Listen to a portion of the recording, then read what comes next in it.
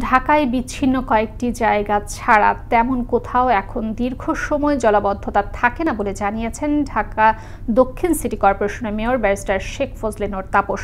তিনি বলেন, প্রতি বছর বর্ষা মৌসুমের আগে সূচি অনুযায়ী বক্স কালভার্ট, খাল ও নর্দমাগুলো পরিষ্কার করা হয়, যাতে বর্ষার সময় পানি প্রবাহ স্বাভাবিক থাকে।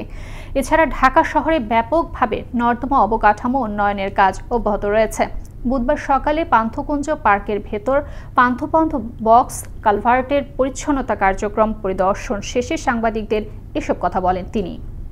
আসন্ন বর্ষা মৌসুমকে সামনে রেখে একদিকে যেরকম জলাবদ্ধতা নিরসন, দ্বিতীয় হলো এডিস মশার বিস্তার রোধের জন্য আমাদের সকল প্রস্তুতিমূলক কার্যক্রম আমরা নিচ্ছি। আমরা মে মাস থেকেই আমাদের ঢাকা শহরে যারা অংশীজন আছে, বৃহৎ অংশীজন যারা রয়েছে, যাদের আবাসন রয়েছে, যাদের বৃহৎ স্থাপনা রয়েছে, তাদের সাথে আমরা মত বিনিময় শুরু করব এবং সেই এলাকাগুলোকে চিহ্নিত করে আমরা প্রাথমিক পর্যায় থেকে সেখানে আমরা আমাদের অভিযান শুরু করব।